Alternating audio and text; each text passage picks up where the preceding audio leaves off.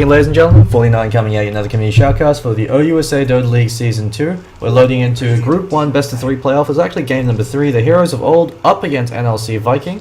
I believe NLC Viking were able to take game number 1 and THO were able to take game number 2. And so now we're on to game number 3. Yesterday they played their series at about 11:30. And so I don't think they were able to stay up and conclude it. So we're now loading into game number 3. Death Prophet and Lycanthrope, the first two bans coming up from NLC Viking. So Death Prophet banned very early on. Not really justified just because she's a hero that can be easily shut down based on what mid-hero she's up against. Brewmaster as well as a Tinkerban coming up from THO, so respect Tinkerban, especially considering the fact that their stand-in, who's currently calling himself stand-in Excalibur, has been playing a fantastic Tinker. From what I hear, he's the reason why they made it into a game number 3, as well as the fact that they've got the Radiant side advantage, and so you never want to let the enemy team have access to a Tinker when they're on the Radiant side, unless if you're feeling very confident in your ability to shut the Tinker down. But because it's such a delicate timing window that you have to capitalize against the Tinker, it's usually better off just to ban him. So Ancient Apparition and Wraith King, first two picks coming out from THO. I'm going to assume that that's a 4-position Wraith King and a 5-position Ancient Apparition, since core Wraith King is a fairly risky pickup. You never want him to be the only farmed hero on your team. You never want him to be the only form of physical DPS. He's very slow and very easy to kite around. If the sport's able to pick up 4 staffs or Ghost Scepters, they could simply wait out his BKB, turn around and kill him, or at least lock him down. Or you could simply pick up a sport hero like a Lion, or pick up a Quas Wex Invoker and burn off all his mana, or if you're able to pick up a very early Necronomicon 3.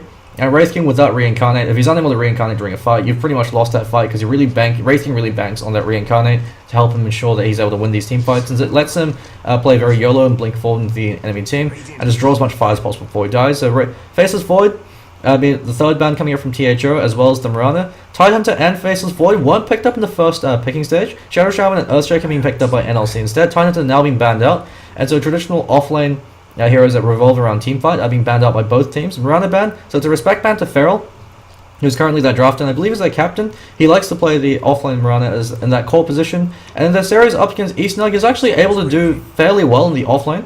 He took his first death about half an hour into the game, when Tinker was finally able to dig him down. So THO, their execution is very good with their heroes. The only thing that they lacked in their game against Eastnug was the ability to be able to shut down the Tinker, so they focused too much on the other two cores. And so THO will be interesting to see what hero they decide to pick up. With the Ancient Apparition Wraith King support duo, there's a lot of flexibility with that draft. Since the AA Wraith King, they've functioned very well as a support duo, because you've got the Wraith Fire Blast to set up for the Cold Feet, and then the Chilling Touch on top of that ensures that you can usually right-click him down. Wind Ranger being picked up by THO, I would like for it to be a mid-Wind Ranger, just because she is an exceptionally powerful 1v1 hero due to a high base damage, her excellent range, and a great attack animation, 0.3 cast point, and 600 range, and with about 60 base damage at level 1. Wind Ranger hurts like hell, and so you could use her to be able to control the mid lane very effectively against enemy mids. With the power shot, you could also push out the creep waves, and it ensures that you could win the rune race. And Wind Ranger with a lot of farm, she scales very well into the game, especially with the focus fire buff. So now only costs 75 mana at level 1. Wind Ranger in the offlane, however, is a different story. She can function in the offlane, because you could farm from a distance using Power Shot, and with the Wind Ranger it's very difficult to get a successful gank off on the Wind Ranger. But the issue with the Wind Ranger as an offlane hero, she's very greedy. She needs a lot of levels to be effective, and she needs a fair amount of farm as well. Usually for an offlane hero, you want a hero that will Power Spike at level 6, so a hero like a Tidehunter or a Clockwork, or even a Centaur Warren or a Mirana. When they hit 6, they can provide utility for the rest of your team. So Centaur Warren, he doesn't actually have any real survivability, or he doesn't have any escape mechanism, sorry. His survivability comes from his sheer strength. But Centaur Warren, he doesn't need gold. All he has to do is hang back passively. Once he hits level 6, he could go in for a kill using the Stampede, or set up a kill for the rest of your teammates, or he could use the utility of it. Wind Ranger, the only real thing she has going for her as an offlane hero is you have to constantly keep in hero in whatever lane she is, and she could always split push and focus fire down the tower. But especially on the Dire offlane, which is traditionally much more difficult in the Radiant offlane, because you don't have access to the hard camp and the Radiant offlane it has, so you could use that to pull your creep equilibrium to ensure that's closer towards your tower, as well as the fact that if the enemy supports want to double pull through, unlike on the Dire, if you're the Dire offlaner, the Radiant supports can pull through to the medium camp and completely deprive you of all the XP. For the Dire offlaner, you don't have access to that. The Radiant offlaner, at least if they do a double pull through, they'll pull through to that hard camp, so you can hang back and leech XP.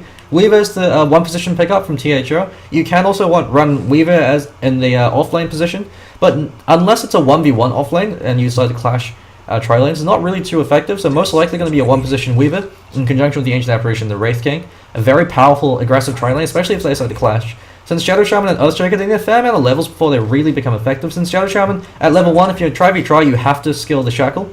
The Ether Shotgun is only going to be hitting one target, so it's not really going to be all too effective. That being said, with the amount of stuns, with the Wraith Fire Blast, unless you shackle the Wraith King, you can always stun it and interrupt it. Earthstraker is also there to help set up, but Earthstraker, if you play him aggressively, you have to have a very skilled Earthstraker player, since if you screw up the Fissure and accidentally catch the enemy hero on the wrong side, you pretty much ensure they can get away scot-free. Doombringer being picked up, so with the Radiant offlane, he'll be having a very favorable time. If it is, they do decide to Clash Jar try and leave the Wind Ranger solo against the Doombringer, then Wind Ranger has a substantial advantage over the Doombringer, since Doombringer has got very low armor. I believe he's only got 1 base armor, and so he'll probably be forced to start with a Stout Shield. And they're going for a 1-position Chaos Knight, so very aggressive tri-lane carries coming out from both THO and NLC Viking. Chaos Knight, he's fantastic. He functions in a similar sense to the Wraith King, since he's one of the few carry heroes that can actually set up his own kill. So if the Weaver gets too close for comfort, you just throw out the Chaos Bolt, Reality Rift him back, and the supports can then rotate in. And since Earthstriker has a 1300 range Fissure, which I believe has about 150, about 200 extra range on top of that, just due to the spillover range, AoE, before you can actually stun, that you can still reliably stun them at. So I believe it could be potentially up to 1500. That being said, I haven't really checked this in a while. It's been buffed so many times. And the Shadow Shaman can always go in with the Shackle. Weaver with level 1 and 2 Sakuchi is incredibly squishy, just because the Sakuchi has such a long cooldown. Weaver won't really be able to continue to jump in and out of fights until he gets level 3, level 4 Sakuchi. And so if Hey Red, who I believe will be the carry player for THO, if he gets a bit too cocky or overextends, Chaos Knight will destroy him. If you get, you've always got the fact that there's the RNG gods playing with you when you play Chaos Knight. If you get a 4-second Chaos Bolt at level 1, it doesn't matter what the hero is, there's a very strong chance you're going to be taking the fall, especially with the supports there to back you up. So the Wraith King's very handy against this kind of matchup, because if he probably will be dying from the Shaman and uncontrolled AoE coming out from the boys in NLC. Since Shadow Shaman, the Mass Serpent Wards, and the Ether Shock will probably be clipping him, at least with the AoE coming out from the wards. The Earthstraker Echo Slam and the Doom Scorched Earth will ensure that Wraith King's always taking forms of damage, and as he dies, and since he's in the 4 position role, and he's got that Reincarnate up, you'll be able to provide that snare, and that buys Weaver all the time in the world to be able to completely go to town the enemy team. Viper and the Timbersaw being banned out. So Timbersaw, very greedy but very, very powerful offlane hero. If you don't shut him down, and if he's able to get his Arcane Boots in level 6, level 7 up relatively quickly, he can completely destroy the enemy team. Sing 2's Pandy was able to pull this off to great effect in game number 3 up against Eastnug. And Templar Assassin going to be their mid pickup for THO, and so the Viper ban works out very nicely. Since Templar Assassin, she excels against mid heroes that aren't able to deal multiple instances of damage, and so Viper is able to deal with it since all of his Corrosive Skin and his Poison Attack, they both deal multiple instances of damage. So every time Templar Assassin gets a spillover from the side blades over into the Viper, she's going to be losing a lot of charges. And without the charges, Templar Assassin gets completely destroyed by the Viper or any other mid hero just because she's relatively squishy. And so she's really reliant on the absorb refraction charges to be able to keep her alive. And the final mid pickup going to be coming out from NLC Viking. Since most likely will be a Doom offlane and a Chaos Knight as the carry, you can potentially run the Doombringer in the mid lane, but against the Templar Assassin, Doom will be having a very difficult time with his low armor and his relatively clunky attack point. I think it's 0.5 for the Doom compared to the 0.4 in the Templar Assassin. It's much easier for Templar Assassin to control the mid lane compared to the Doombringer. And the issue with the Doombringer is, since he has such a limited ganking pool, once he has level 6, he's got Doom, so you Doom Scorch with 1 target down. You can't really rotate to a lane and kill everybody like the Templar Assassin can. Templar Assassin can always run people down. Doombringer, you can with the Scorched Earth, and if you have the Alpha Wolf, you do have to crit, but it's pretty easy for the enemy supports to simply turn on you. Once you Doom one of them, if you Doom the wrong target, you can pretty much screw over the entire game. So the Wraith King, you never want to Doom him, just because he's always going to be able to come back to life. And the Dragon Knight being picked up, a bit questionable decision making coming out from NLC Viking. The Dragon Knight will get handedly destroyed by the Templar Assassin. The advantage of the Dragon Knight is because he is so damn tanky and so hard to dislodge from the mid lane, just through sheer bottle crowing, he'll be able to control the mid lane a lot more effectively than the Templar Assassin, because he's got that instant damage coming out from the Breed Fire, and so you'll be able to push out the wave and be able to secure runes, or failing that, you could always bottle crow, and so Dragon Knight will always be able to find some form of farm. But the issue is, unless supports rotate, the Templar Assassin should be able to destroy the Dragon Knight quite handily at level 1 and level 2 when the Dragon Knight is weakest, just because of the superior base damage, as well as the Sideblade spillover, cleave coming out, so the Dragon Knight will always be taking a huge amount of damage from the Templar Assassins. As a melee hero, he doesn't really have much choice, so I'm going to introduce the players from both teams. Over on THO, the Heroes of Old, Hey Red going to be the 1-position Weaver. Butterjaw, though, going to be the 2-position Templar Assassin running to the mid lane. Pharaoh going to be the offlane Wind Ranger, starting with Boots first as well as the safety ward. And he's been pulled 2 tangos. A lot of investment coming in from the boys at THO just to make sure that Feral has a good time in the offlane. Can't Catch Me going to be the 4-position Wraith King, with Martin McFly going to be the 5-position Ancient Apparition. Over for the boys in NLC Viking. We've got Insanio going to be the Doombringer. And it looks like he's actually hovering in the mid lane. He probably wants to just go either creep first before he does anything else. Excalibur actually tries to scale Dragon's Blood at 1, running to the mid lane, so he knows that usually you always want to scale Breathe Fire at 1, without exception. The only exception to this rule is if you think you get a kill at level 1. So if you've got supports rotating in from the sides, you're going for a level 1 gank, then you usually hold your skill point until you see your lane, but that's the only time when you want to go for a point in the Dragon Tail. Or, since otherwise, with the Breathe Fire, that's how you get your bottle. Dragon Knight has very low base damage, he's got a very clunky attack point, 0.54 I think for him as well. And so the Templar Assassin should be able to completely out-deny him in the mid lane. And if you go Dragon's Blood, no one cares if you're not going to take any damage, they just ignore you and out-deny the crap out of you. And when you're behind in golden experience, that's when things get difficult. Gregor going to be playing the Earthshaker. Looks like he's actually looking to fissure block the top lane to ensure that Insanio gets the creep wave closer to his tower. Ghost going to be the 4-position Shadow Shaman. And Amaterasu, who I believe is another standard for the team, going to be playing the 1-position Chaos Knight. Looks like we've got a quick pause coming out. And it turns out that some of the players know each other, or at least know each other's relatives, from the look of it. So the Dragon Knight pickup I don't really like this at all, because the Templar Assassin will be able to destroy him. The only good thing that the Dragon Knight brings to the table is the fact that the Templar Assassin probably can't kill him, since Dragon Knight could always turn around the Dragon Tail and run the hell back to his tower, and until Templar Assassin has the side blade, the side trap, sorry, she won't have any kind of follow-up snare. But if supports ever rotate, Dragon Knight's a dead man. He really can't do much, and they don't even have to rotate. Templar Assassin can just passively win the mid lane. So Butterjaw should be the easiest lane of his life. The only thing the Dragon Knight can hope to do is to try to break even to make sure that he doesn't fall too far behind, so he can find his farm using the Breathe Fire. And if the Templar Assassin ever rotates to gank a lane, he can just push down the tower. So that's the advantage of the Dragon Knight, is he's difficult to dislodge, and it's very, very difficult to get completely shut down as a Dragon Knight. And especially, even if he does get completely shut down, if the supports are able to stack up these 2 camps, he can also just clear him out using the Breathe Fire. And so you're able to find his farm that way. And so Dragon Knight, he's a very consistent pick, but against the Templar Assassin, I really disagree with it. There are better heroes you could have picked up. You could have even considered the possibility of something like a Venomancer mid, if you really wanted to shut down the Templar Assassin.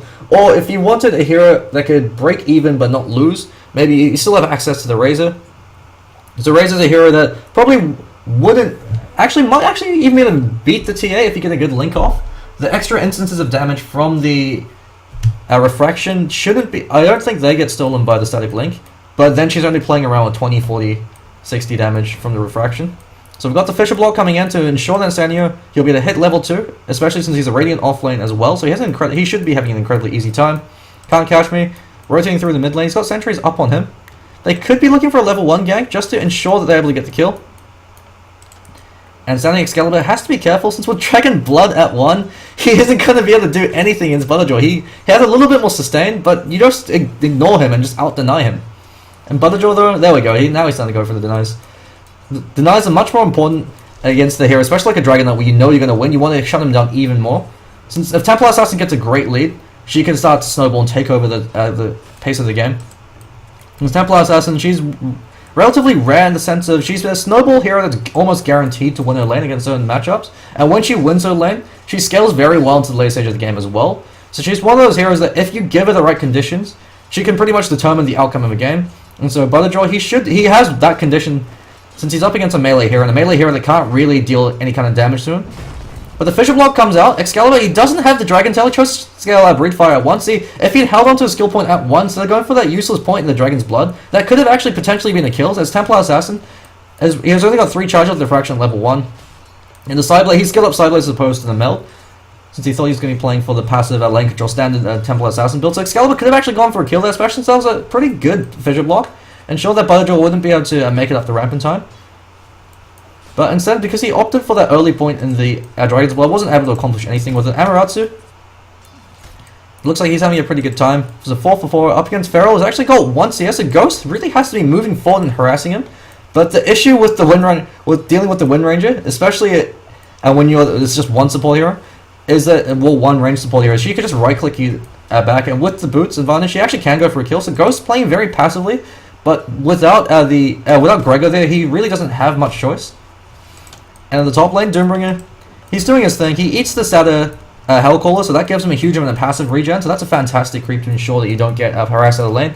And Hey Red, a lot of pressure's on him to find as much farm as possible, because if he doesn't get his Lincoln Sphere, actually misses 2 CS there without any kind of contention.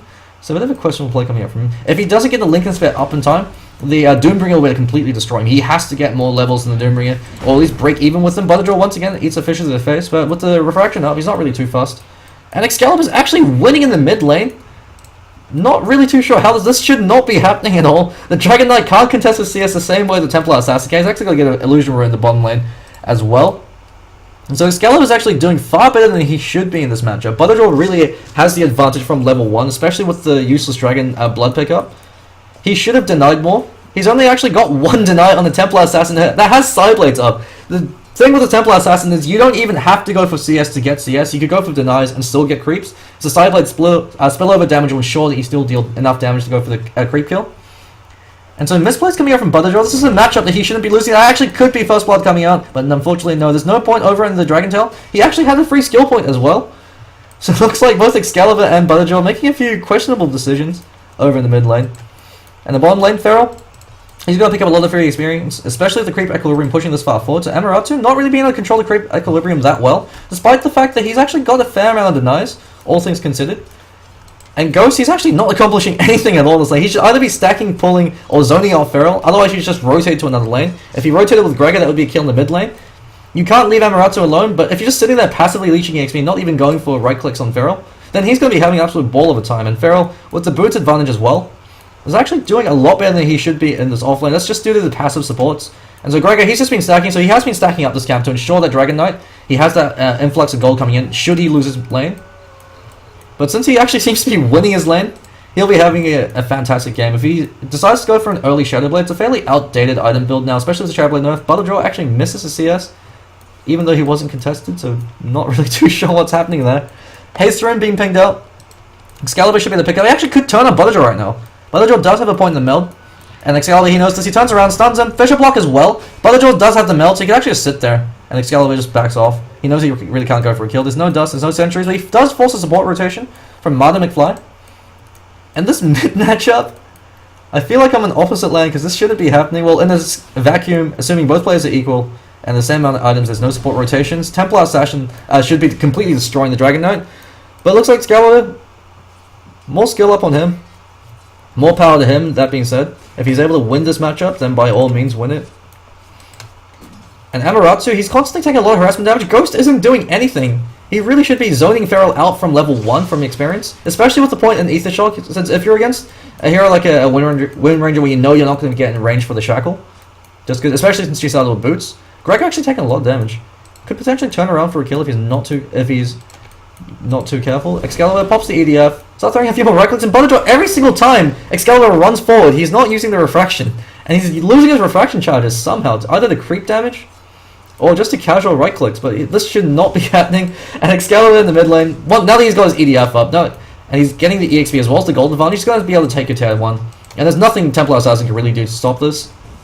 Templar Assassin, she can defend pushes to an extent if you line up the creeps in with the spillover damage. If you're an experienced TA player, utilizing your offensive refraction charges to be able to burn off the creep wave before it gets there. But she can't really do that in this kind of matchup, just because Dragon Knight's constantly up in his face. But the support rotation finally comes in. Can't catch me. Catch him out in the face with the blast. And that looks like First Blood, as Butterjaw, even despite his bad early game, he's able to recover for it with First Blood. So in terms of CS, he is reasonably even now, since it's about 400 gold for First Blood, so it's equivalent to 8 creeps. So yeah, he's about even with the standing Excalibur.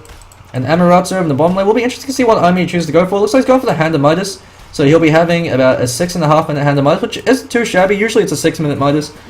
But considering the fact the courier isn't upgraded, and Feral has been placing a lot of pressure, but pings are flying out, as Incendio is actually over in the jungle for whatever reason. He's going to eat a Wraith Fire Blast to the face. Martin McFly doesn't have the cold feet.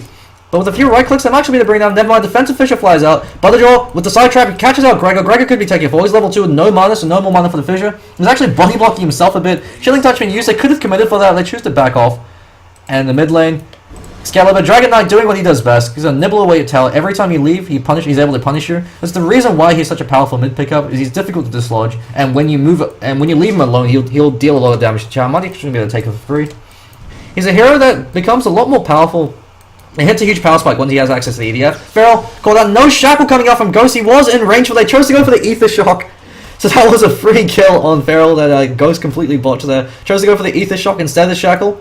You always want to go for the Shackle on the hero like a Wind Ranger, just because she has access to that Wind Run. Chaos Knight can't do anything to control her once she Wind Runs. He can Reality Rift her, but he chose, I believe he used that earlier, or he chose not to use it because he knew he wouldn't be able to get the kill anyway, since she's going to be able to outrun him. Especially since Chaos Knight doesn't even have boots. He does have the medallion, and it looks like he's probably going to be building towards the Drum of Endurance. And Sanyo in the bot lane, and the top lane, sorry, level 4, he's going to hit level 5 for the back of his creep wave, compared to level 6 Feral. And Feral actually choosing not to go for a value point over in the focus fire. He wants more points in the Shackle Shot, since level 1 Shackle Shot isn't really worth it for the mana that you expend. It's not till it hits level 3, level 4 that really starts to become effective. And Hey Red in top lane, Handemize up on him. He's got one more CS than the Chaos Knight, but he really has been missing a fair few CS here and there. He really can't afford to, especially since Weaver's a hero that's highly dependent on momentum. Excalibur taking a lot of damage. He might actually be taking a fall. Butterjaw should be able to run him down, especially with the phase boots. And he's buying a lot of time just by constantly rotating away. He will be taking one more right click and take a fall. He's trying to deny himself. But Templar Assassin, Butterjaw, despite being losing the CS war against a Dragon Knight, is able to at least get a few kills on him. So Butterjaw, not the greatest lane mechanics and 1v1 skill, but his teammates are able to make up for that deficit by constantly rotating. And so they're able to work around the deficiencies of his teammates. And so good recognition coming up from sport players from THO, ensuring that Templar Assassin has a good lane, since if she's able to get a few big items in the early game, she can start to snowball and go for all these kill attempts. Earthshaker, he doesn't even have enough mana for a fissure, but the Joe can actually go for a kill right now if he really chooses to do so. He's not even playing it safe though. He's got that double damage, he's holding onto his goal. He could be going phase into Blink. Fairly old school TA build, but if you get it fast enough against certain lineups, it is absolutely devastating. Just because it gives you that instant pick off power. And Sanyo, phase boots up on him, opting not to go for tranquil boots for the efficiency pickup. I guess he felt like he was getting enough gold. Actually chose to go for a max Devour build as opposed to max Scorched Earth. When you're playing an offlane Doom, unless you're 1v1 and you know that you're doing you're actually winning or breaking even, you always want to go for more points to Scorched Earth. That's because when you hit level 6 with 3 points or 2 points to Scorched Earth in the Doom, you won't deal enough damage to kill a target. Since the Scorched Earth is a fair amount of dot damage, it gives you that movement speed as well, so it gives you the mobility to constantly get in people's face and right click them down. If you go for, so that's why you want 3 points up in the Scorched Earth. You want to max it out as soon as possible because the skill is obscenely powerful. On almost any other hero, Scorched Earth is basically broken. That's the reason why it's such a great game whenever you're a Rubik and you're playing up against a Doombringer, since all of his abilities are very powerful. Whereas the third point, Devour, doesn't really give you anything. The macro advantage is nice, but you don't pick a Doombringer in the offlane for the macro advantage. You pick up Doombringer in the offlane, so he could rotate around, start creating space, and go for solo kills with the Doom. When Feral picks off the Chaos Knights and Amaterasu, Ghost going to be eating a shackle to the face. Great shackle coming out from Feral. That actually should be turning around for another kill as well. Ghost is going to be taking a fall. And Sanyo, he's back into the fray. He's got Doom up, but it doesn't really matter what target he dooms. He's still going to be taking a fall. One more right click. That Scorched Earth is keeping him alive. But can't catch me. Goes low, while his teammates go high. That Breathe 5 from Excalibur actually turns around. They're actually able to get a retaliatory kill. 2 retaliatory kills. It's a fantastic play coming up from Excalibur. Rotating in time. Butterjaw though will be taking death as well. Especially caught up with the Doom. Excalibur's going to get a triple kill off the back of this. Actually, Amaterasu steals at the Chaos Bolt, so he wants in on some of the fun. Tread's now up on him as well as that Casual Brace, so probably will be upgrading that towards the Drums of Endurance. And Hey Red, the top lane, just resting up a Storm in the meanwhile, building towards the Lincoln Sphere. Midas on Weaver isn't necessarily the best. If you're going to be playing for the late game, then it makes a lot of sense. But if you're going to be playing, but since Weaver's a mid-game oriented carry, you want to get your Lincoln Sphere up as soon as possible because you can fight very aggressively when you have your Lincoln Sphere.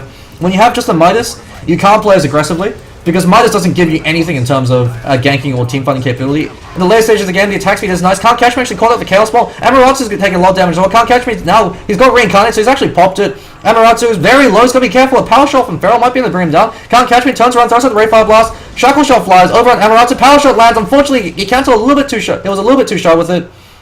If he waited a little bit longer, it would have been dealt enough damage. Gregor caught out the Ray Fire Blast. He's going to be throwing his life away as well, especially the Templar Assassin there. Butterjaw. He looks like he is saving for that Blink Dagger. Bit surprising that TA is going for a Blink Dagger, especially when you have someone like a Wraith King that's guaranteed to build a Wraith Blink Dagger later on to the game. It's great as a snowball item, and since he has got all these kills, and since he wasn't able to do too great in the lane, the Blink Dagger does make a lot of sense because it gives you that immediate ganking pickoff power. So you could constantly be running around the map creating space. Excalibur actually spots out the courier, but hasted up, so I don't think he'll be able to get a kill. He does ball up a double damage rune. He's picking it up for his teammates. Hey Red, he's got to be a bit more careful of that. Looks like he's got his Perseverance up. And the Excalibur, he's picking out the top lane. He wants to go for a kill up on that tower. And in case you're wondering, it's not the real Excalibur. I think his name was Sherlock or something along those lines. But hey, when in Rome. Amaratsu, that Midas, it doesn't really give CK much either. CK is another hero that he is incredibly powerful, he gets a lot of fun, but he's a mid-game oriented hero. That's the reason why you pick a Chaos Knight. So you could fight early and win these fights, and then try to end the game, or put yourself in a good enough position that when the late game swings around, you should be able to win it.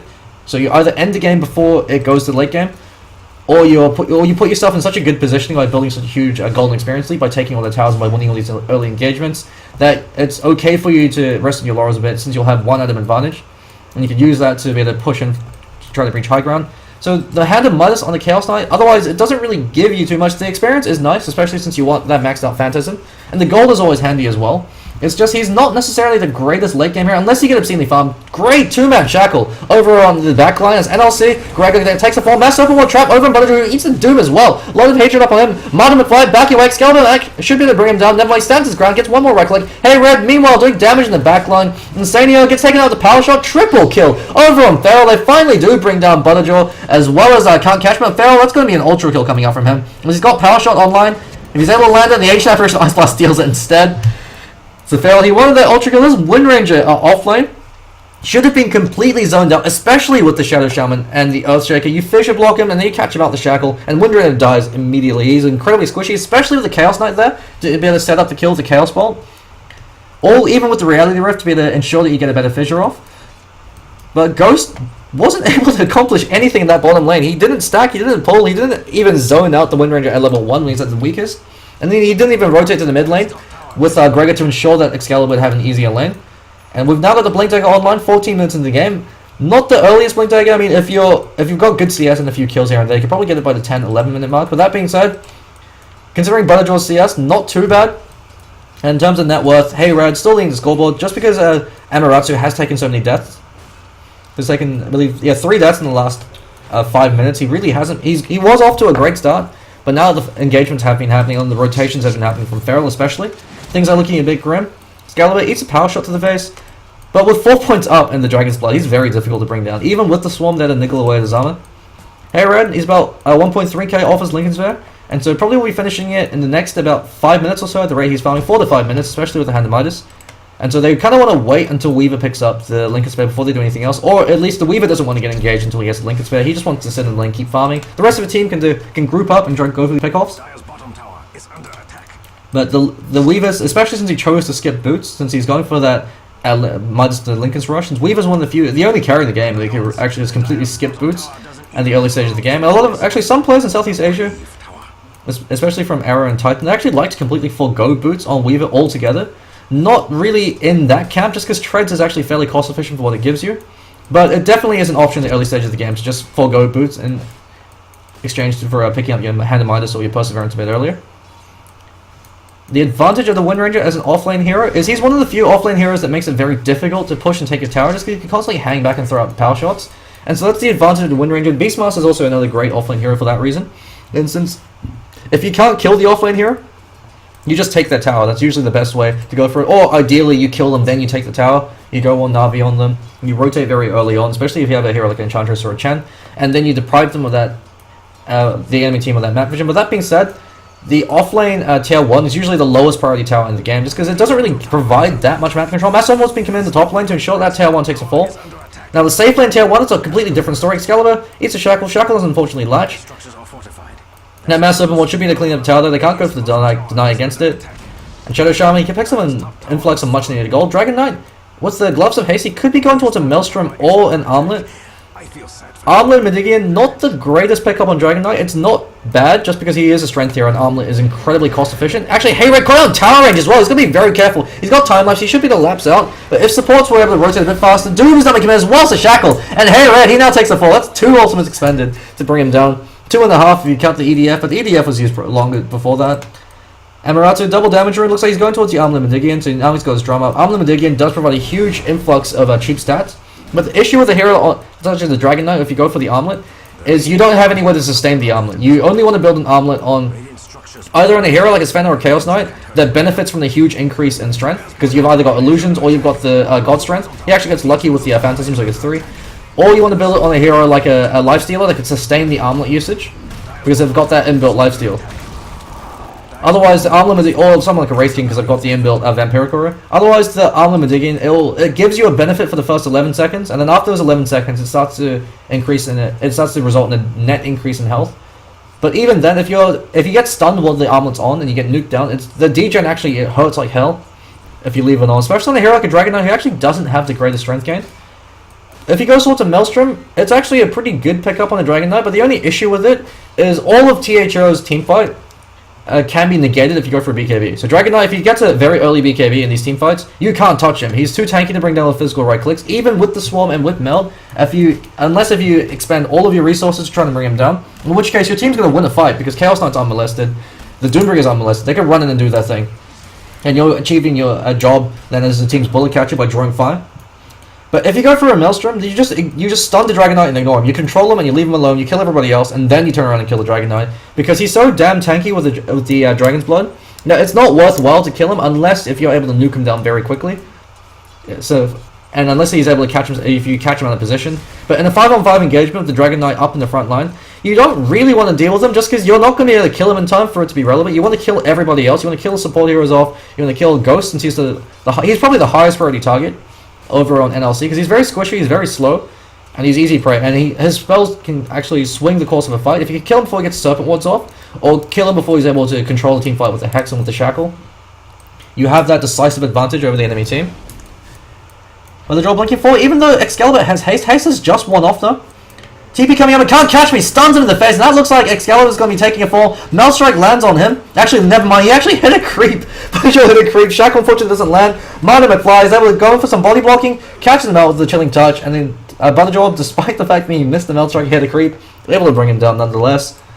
Vladimir's offering up on the Doombringer, so a lot of cheap early game items for him to be able to help ensure that they can win the mid game, so Mechanism up on the Vladimir's offering. I believe the latest stats on Doombringer going for Mechanism is something like a 23% win rate. Just because Doombringer, if your Doombringer is forced to go for a mech, then things are in dire straits. You usually want, if you pick up a Doombringer, if you're going for a tanky core, you want to go for a 3 tanky cores. So in this case, they've got the Dragon Knight and the Chaos Knight, but you usually want somebody mid like a Razor or a Viper that can build the mech instead. And that frees Doom up to be able to build a very early Blink Dagger, and that gives him a massive amount of ganking potential. Especially if you eat a Centaur, you blink, Centaur Stomp, Doom them with the Scorched Earth on, you just right click them down. Unless the sports are able to rotate. And even then, if they don't rotate fast enough, with the dot damage from the Doom as well as Scorched Earth, you should be able to bring him down. Red, hey Red, with that death, finally able to pick up his Lincoln Sphere, so 20 minutes into the game. Not the fastest Lincoln Sphere, especially considering the fact that he had the hand to minus advantage and was completely unmolested in the top lane. But he's picked it up now, and with boots as well, now he can start to contribute in these fights, because the Lincoln Sphere, you pick it up on Weaver because it's a farming item as well as a ganking item. It lets you run into these fights because you've got the spell block, and with the Scoochie and the time lapse, it's very difficult to be able to consistently lock down the Weaver. But also, the added advantage of the Lincoln Spheres, it means you never have to worry about mana. You can spam Scoochie to your heart's delight, you can throw out your Swarm whenever you want to. You will always have enough mana for your time lapse at level 1 and level 2. And so, Weaver and Morphling and Medusa, those are the 3 heroes, the triad of Lincoln Sphere heroes, where you build it not so much for the damage for the spell block. The spell block is nice, but it's just icing on the cake. It's mostly there for the cheap stats, as well as the mana and HP regen. It's a farming item as opposed to a fighting item. But with the Weaver, he's one of the few heroes where the Lincoln Sphere can be used as a fighting item as well. Just because the fact that you could dodge stun means that if you go on a hero like a Shadow Shaman, you can actually go for a solo kill. Actually spend a lot of resources trying to kill off that illusion. Some mind games coming out. EDF2 is forced. Another Templar Assassin illusion coming through. This time they're a bit cannier. Mass Serpent Wards are up, so they could use that to try to pressure the Tattoo. THO, they either have to commit for a fight or they have to back away and split push. I think with the gold lead actually the gold lead's on their favor, with the ESB lead in their favor, they can look to take a fight. Great 2-man Shackle on Excalibur as well as Insania. Power Shot flies through. They're going to take that tower, especially with the Phantasm up and the Armlet Meridian Phantasm. The Phantasm, they deal 100% damage, so they're very, very powerful at pushing. Since Chaos Knight used to be picked up in the Chinese scene in Dota 1, just for that reason. Because every time Phantasm's up, if you've got an Armlet, you activate the Armlet, you pop the Phantasm, that's a free tower gone. You don't even... If you completely disregard everything else about the hero, just the Shaman and pushing power he provides as a carry hero, makes him very conducive for Deathball lineups. The issue with Chaos Knight is he does taper off very quickly. You have to have a one item advantage, so he falls into the same category as the Viper and the Lifestealer. As the powerful semi-carries that can transition to hard carries if they get enough farm, but if they don't, if you're playing from and you're both completely even, or if you're playing from behind, doesn't really work out as well. The nice thing about them is because they're semi-carries, if you are playing from behind, at least you can contribute a stun, at least you can contribute a snare. But ideally, especially if you're placing him as the farmer, you have to get as much out of him as possible before the game starts to fall out of your hands. The THO, there seems to be the same old story for them. They're ahead in kills, they're ahead in experience, but they always fall behind in gold, and that just falls once again down to the tower advantage. They never seem to like picking up pushing heroes. I noticed this in their games up against Eastnug, and that proved to be their downfall. The Shadow Shaman, even if Ghost was able to do absolute sweet fuck all on the laning stage up against the Wind Ranger, even though he wasn't able to go for any rotation or even stack and pull camps, just the fact that he could drop a Mass Serpent Ward every time you group up for a push means that your tower's going to be taking a lot of damage. If he gets a bit more ballsy, or if he picks up a Blink Dagger, he can split push on his own, just go in, drop Mass Serpent Wards with a creep wave, and blink out, deal a lot of split push that way, and these teamfight engagements, Shadow Shaman, even if the player isn't necessarily executing him effectively, just the sheer pushing power from the wards is enough to be able to swing these engagements in your favor. Especially if you lose a team fight against them. Looks like Dragon Knight is going for that Maelstrom with that Mithril Hammer pickup, unless he decides to go for a casual Gloves of Haste while he finishes BKB. But most likely going to be the Maelstrom pickup, and Maelstrom on the Dragon Knight does make a lot of sense. It's actually a very effective DPS pickup on him.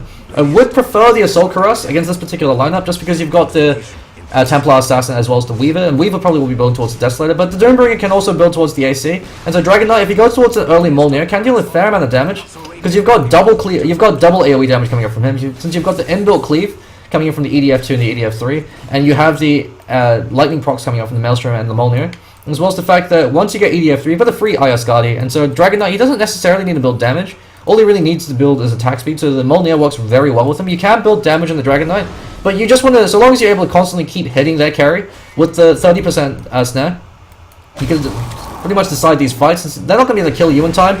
Ghost caught out with the shackle as well as the Coldfeet. Coldfeet should be the proc and hold him in place. Pharaoh should be getting a free kill. Doom over and Butterjaw once again. Martin McFly takes the fall. Insania being focused by for a bit, but they back away. Butterjaw now takes the fall. It's a great Echo Slam. Turns that engagement. Can't catch me. Takes the fall. When Reincarnate pops. Pharaoh's very low HP. Just to do a share amount of AoE damage coming out. Hey, Red has to go for a kill attempt now. Excalibur's completely unmolested during this. He's actually able to deal a huge amount of teamfight damage. Pharaoh fleeing through his life, he backs away now, can't catch me, he's taking it up, but he's going to be taking falls. Amaratu joins the fray, Power Shot flies out, and the tanky core lineup of NLC Vikings is able to turn that fight. Excalibur, I guess the rationale for not going for a BKB is he knows that they're not going to focus him, and so if they don't focus him, that Maelstrom pickup did a lot of work in that fight. He's actually able to deal a fair amount of DPS, so now that he has the Maelstrom pickup, he can then go back towards the BKB, or even decide to forego it for now, and just be that bullet catcher for his team. Because THO, unless they focus everything they have and devote all their resources to killing the Dragon Knight, it's very difficult to bring him down, especially with the Doombringer being able to doom the Templar Assassin. That's all he has to do, just doom the TA, completely remove her from the fights, because she can't do anything. Pharaoh doesn't have enough items to be effective as a damage dealer yet. Looks like he's going towards a Sheepstick, so he's going towards a fairly conventional Wind Ranger build. Nowadays, you usually, especially if she's able to get a lot of farm like what Pharaoh has been getting, you usually see something in an Orchid and Malevolence, because with the Focus Fire, Orchid does a massive amount of damage over on the Wind Ranger. You're basically a ghetto Clinks. You shackle a target, you focus fire them, and then you Orchid them. You can Orchid them while they're shackled to give you that damage amp at the end. Or you Orchid them afterwards and continue to right click them down. Wind Ranger actually hurts like hell with the focus fire. Especially, even without damage items, and she might choose to later on pick up either an MKB or a Maelstrom. Although you have to keep in mind with the Focus Fire, the proc damage you get from the Maelstrom or the MKB is actually reduced by the Focus Fire debuff until you pick up an Aghanim Scepter or get a few points to it. So your Maelstrom or Molnir lightning procs are only doing 60% damage, but even then, if you get enough lightning procs off, which you probably will with the insane attack speed, it still will be able to deal a fair amount of damage. So Excalibur, the tri-tanky core lineup coming out from NLC Viking doing a lot of work in these fights. They just have to outlast the burst damage from THO. They outlasted the Reincarnate, they outlasted the Age of Apparition Ice Blast. TA was doomed, so he wasn't able to do anything in that engagement. And hey Red, Weaver's an attrition-based carry hero. He doesn't really deal a huge burst of initial damage like a lot of other carries, such as the Gyrocopter. He deals damage, he deals a lot of consistent damage over time. It's just the fact that you can't run away from a Weaver, because he's got the Squishy to prevent you from juking, and he's got the Squishy to run you down, the Swarm to prevent you from juking while reducing your armor at the same time. And so Weaver, he kills you with bug bites until he picks up something like a Desolator, then he can start killing you very quickly. That's why Midas is such an inefficient pickup on the Weaver, is because you don't really need attack speed on him. You want to prioritize damage over attack speed, and because Weaver is such a momentum-based mid-game carry, you want to be able to come online as quickly as possible and go for kills and keep the enemy supports down, because if the enemy supports get very rich, if they're able to pick up things like Blink Daggers or Force Staffs or Ghost Scepters, they could kite you around and outlast you, and that means that while you're chasing, you're trying to go for a kill on the Shadow Shaman, he's able to kite you around, and the rest of your team is getting destroyed by the Tricore lineup of NLC Viking. And so the Midas pickup, it really delayed his ability to participate in these fights. He wasn't able to do anything in a 5-on-5 engagement until 20 minutes in. I mean, if you want to be a bit more ballsy, you can choose to still engage in these fights, but you have to make sure that you just survive in them. So you want to count enemies cooldown to know when they're thrown out the crowd control. You want to know when you can engage and when you can disengage. And hey Red, he decided to play very passively instead. The only times he has been in engagement, he's usually been on the receiving end of the Doom. So when he tried to split push in the bottom lane, he got caught out with the Doom, the Fissure, the Shackle, and then the Dragon Tail on top of that. Molnir now up in the Dragon Knight. And so now that he's built all this damage, and now with the Aegis of the Immortal especially, he can maybe start to look towards a BKB, or he can even choose to completely forgo it this game. The only real lockdown he has to be wary of is the Shackle Shot or the Wraith Fire Blast. And while Pharaoh's Shackle Shots have been fantastic, they still don't have enough damage to be able to kill Dragon Knight during the Shackle. And both Gregor and Ghost, despite their poor early game start, they both have Blink Daggers. That's a huge swing in favor of NLC Vikings. When your supports have Blink Daggers before the enemy supports do, you not only have the initiation advantage, especially with a hero like an Earthshaker going with the Echo and start a fight with an Echo Slam, you also have the maneuverability advantage. Much more difficult to kill the backline when the backline can blink away. And then a hero like a Templar has to whip for a blink. When TA blinks in, you just blink the hell back out. Every time the TA is missing, you just hover your fingers over the blink hotkey, and if she blinks on you, you can blink out before she gets an attack in. And that means that now she's overextended, and you can turn around and go for an engagement. Or, if your supports are further back, so if you go on the Shadow Shaman, then Gregor can let blink in, and then throw out the Fissure and then prevent you from going for these kills. The Templar Assassin went for the momentum based builder, going for the phase into blink into Desolator from the look of it. But the issue with this is because Hey Red wasn't really actively participating, because they're playing 4v5, or 4 Protect 1, with Hey Red hanging around the background, and because Weaver isn't necessarily the greatest 4 Protect 1 hero, they weren't able to get the momentum they need. They needed to take towers, they need to take these fights and then take towers at the back of that, but every time they were able to win a fight, it was always at a trade. And with the delaying power coming out for the Earthshaker, who could just Fissure back a creep wave, and with the Shadow Shaman, just Ether Shock it down or drop Mass Open defensively, it becomes very difficult to take these towers. Especially since Excalibur, he's just being able to run in and just tank everything and just lay waste in the background. He's got EDF3 as well as the Aegis of the Immortal. Dragon Knight's probably the worst carry to give Aegis of the Immortal to, just because if he pops EDF and dies, he's reincarnating without the EDF, so he's just a fat man in the can. And Dragon Knight without EDF in the team fight is completely useless. He's actually almost worse than useless just because he's got melee range, he's very slow. The only way he'll be able to deal damage is either through the Brief Fire, or if someone's stupid enough to let him run up to their face and stun them with the Dragon Tail.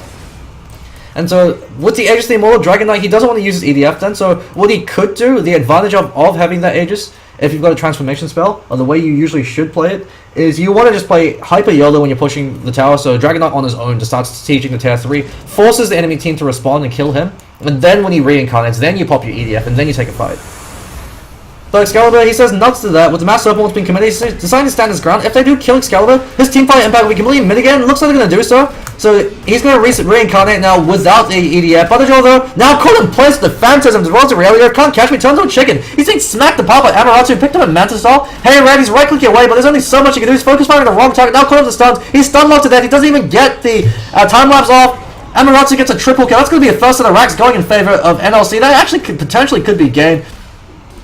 Can't catch me, gets blown apart. Might him a fly, gets torn apart as well. Hey Red, he buys back, but it's an army of 2 against the big bad Tricore coming out from NLC. Shackle unfortunately doesn't latch Feral. He just doesn't do enough damage. While you can land these great Shackles, your team lacks damage overall. He's going on Excalibur, he just barely niggles him. Especially with the Static Storm buff on, you should be going on Gregor or on Ghost. So Hey Red, focus firing the wrong target. They lose their first of the racks, and Feral has to be very careful. He 4-stops himself back up to safety. And THO, things are looking good. They might be able to turn around and kill over Excalibur since the supports are backing away, and he's the furthest one back. But he kills off the swarm, he backs off. Hey Red chooses not to commit to this. Looks like he's going towards an MKB because he knows that Butterjaw's going towards that Desolator. So MKB, fantastic pickup on the Weaver, but it could just be too little too late. Especially with how farmed Excalibur is. So then once again, it all boils down to that mid matchup. Butterjaw should not have let this happen. This is a clean win for the Templar Assassin to be able to destroy the Dragon Knight mid. From level 1, Templar Assassin has a 10 base attack point difference. Since Templar Assassin is about 60 base attack compared to Dragon Knight's got about 52. Then that's not even including the refraction. So the refraction gives you, I believe it's 4 charges of plus 20. Yeah, so 3 instances of plus 20 damage at level 1. So that means that the first 3 creeps should be yours. You should be able to deny 3 creeps or be able to get 3 creeps. And he can't do anything about that. And then once you pick up level 2 off that creep wave, because he can't deny you, you then have Sideblades. And that's when you start to play around with him. Every time you go for a deny, you should be prioritizing denies over last hits as a Templar Assassin, especially once you have Sideblades, since if you're playing effectively, playing properly, you should be able to use the Sideblade spill damage to be able to get the last hit. Tenio, I mean, either Wraith Fire Blast from Can't Catch Me, 4-stops himself forward, gets 4-stopped by Feral from the look of it, Melt Strike from Templar Assassin brings him down, and that's another death. And that's actually could be a potential for a comeback, as they're able to take a tier 1 in the mid lane. So while they are 1 racks down, they sure as hell aren't quite out yet. Excalibur just TP's back home. Hey Ray doesn't have any way to interrupt that TP yet. So 12,000 gold lead in favor of NLC Vikings and 2,500 EXP lead. So they're finally able to wrest control the EXP away from THO, who had it just off base off that kill lead. Wraith King looks like he's the one building towards the mech. And so the advantage of the 4th position Wraith King is because he's so tanky, usually the mech carrier is a high priority target, because if you kill them, you prevent the ability to use the mech, or if you can lock them down. So that's the reason why if you're playing as a Doombringer and there's no other high priority Doom targets, you Doom whoever's the mech. If you Doom them before they get the mech off, you can pretty much win these early game engagements. But Wraith King, you can't do that for the Wraith King, just because Wraith King, if you do kill him before he gets his mech off, he just reincarnates, so he doesn't give a damn. And since Wraith King doesn't necessarily, with the Arcane Boots, he's always able to contribute that stun. Wraith Fire Blast is actually one of the most efficient stuns of the game. 8-second cooldown, 600 range. The only drawback is the fact that it has such a slow projectile speed, so it's very easy to disjoint with either a blink or a ability that removes you from the game, so a phase shift or a disruption. It's an incredibly easy ability to juke or to disjoint. But other than that, it's very powerful, since not only does it provide a 2-second stun, it's also a 2-second snare afterwards. And so very powerful ability. It's the reason why Wraith King works as a support hero. Amaratu spots up Butterjaw though. Butterjaw eats a 4-second, so that's another 4-second Chaos Ball coming out from him, and he's going to be taking a fall. Gregor actually goes in for KS with the Enchant Totem. And Sandy Antonio pick looks like Feral has found him his Sheepstick, but he's caught out with a Dragon Tail from Excalibur, and Excalibur just starts going to town on him. Feral's got the win run though, so he should be able to make himself out of there. And the bot lane, I like what Hey Red's doing. He knows that they can't fight his 5 right now, especially with the Templar Assassin dead, so he should at least go for a trade, take their tier 2 to give his team that much needed influx of gold, and then TP back in. But that being said, even without the Templar Assassin, he might as well just keep going. They're probably going to be losing the set of rack. Never mind, there's a buyback coming out. Mass Overlord's been committed, as well as the Phantasm. The slow siege coming out from NLC Viking is absolutely absurd. They don't even have to commit their heroes to this. Excalibur eats the stun to the face, but he wanted to attack that stun with the Molnir buff on there. Butterjaw though runs into that Dragon Tail. He eats the Sheeva's Guard as well, and the lightning proc damage is doing a lot of work. Can't Catch Me dies, pops that reincarnate Excalibur. Hey Red's now doomed up, so the Lincoln Sphere was broken. Echo Slam coming out from the Earthshaker, catches him out. Actually, never mind, he didn't even use the Echo Slam. GG, well played, being called. 35 minutes into the game, NLC Vikings able to take a very convincing game number 3 off the back of their tanky Tricore. So once again, it all boils down to the Dragon Knight in the mid lane. If THO want to learn anything from this, they should learn not to let Butterjaw on the Templar Assassin mid, at least until he gets a bit more practice. That should be a clean sweep for him to win that lane. And that just shows you the impact the mid lane hero can have on the tempo of the game. And this Dragon Knight, because he wasn't shut down, because he constantly forced these rotations, it meant that the other 2 cores were able to farm up. Feral was completely uncontested in the bottom lane. He should not have had such an easy lane, especially as a dire offlaner, especially on a hero like a Windrain is very susceptible to ganks and very easily zoned out. But all in all, good performance coming out from Feral in the offlane, and good teamfight execution coming out from THO in the early stages. But unfortunately, the standard Excalibur on that Dragon Knight was able to get too tanky. Doombringer picked up all the utility items for his team, and the Chaos Knight, that Midas pickup actually wound up paying out for him. So some questionable decision making coming up from, it boils down to the mid lane to the safe lane. Hey Red really should have opted to go for the Lincoln Sphere so he could fight and be a lot more engaged, especially since the TA chose to go for the Blink Dagger. But that being said, great performance from both teams. That looks like it'll be it for the series, so game number 3 is out. So that should be it for tonight. I believe tomorrow or on Thursday that will be the last few series being played, just because all of the games for the group stage playoffs have to be done by Friday. So I think Thursday and tomorrow and Thursday should be the last few games. I believe Horsemen of the Ruckus will be playing up against 5IP on Thursday. That should be a fantastic matchup. It's probably the most anticipated match in the Group 2 playoffs. But otherwise, that should be it for tonight. I'll try my best to upload the VODs tomorrow. But otherwise, that'll be all.